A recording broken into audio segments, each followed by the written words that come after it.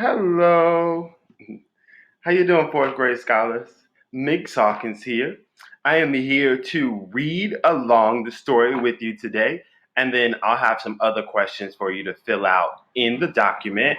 I hope everyone is well, and yeah, let's get started. All right.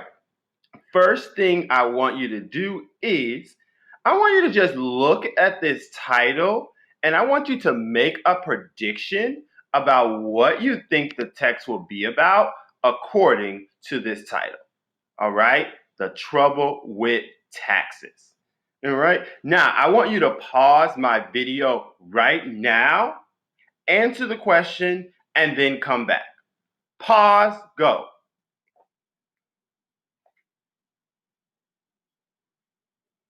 All right, welcome back.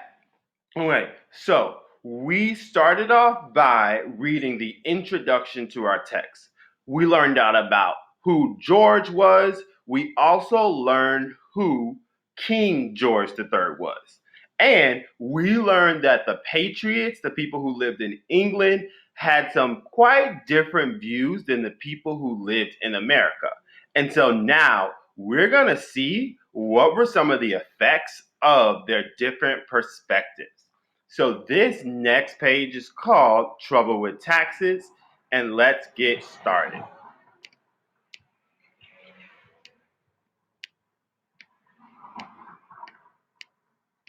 So what stirred up the hornet's nest in the first place? It all began over money and over the rights of citizens too. Great Britain had been in one war or another for 50 years and was drowning in debt. Over in London, Parliament decided that Americans should help out by paying their fair share, and King George agreed.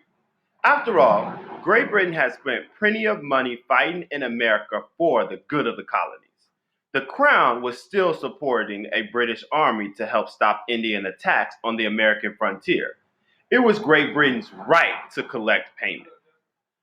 To raise the money, Parliament passed a Sugar Act and a Stamp Act, saying that colonists had to pay taxes to Great Britain for all sorts of imported goods, from molasses, blue indigo dye, and pimentos to printed items such as marriage licenses, playing cards, and newspapers. Similar taxes were often collected in England, but the colonists were already paying separate taxes to cover their own war debt and to run the colonies. A lot of them thought paying twice wasn't fair one bit. Besides, they believed it was against the British Constitution. Ever since the Middle Ages, English law has said that there should be no taxation without representation. This meant that citizens could never be taxed unless their elected representatives voted to pay.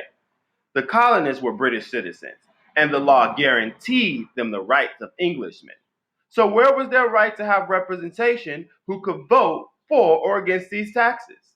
Though many colonists would stay loyal to the crown and obey its laws no matter what, others argue that Parliament might make them pay even more taxes without their consent. All right, y'all, I'm going to try to read these two in my best two separate voices. If our trade may be taxed, why not our lands and everything we possess or make use of? This Stamp Act, no doubt, may be good for the crown, but I fear 'tis a pill that will never go down. All right, y'all, that is our text. We are going to get into some questions next. I'm excited.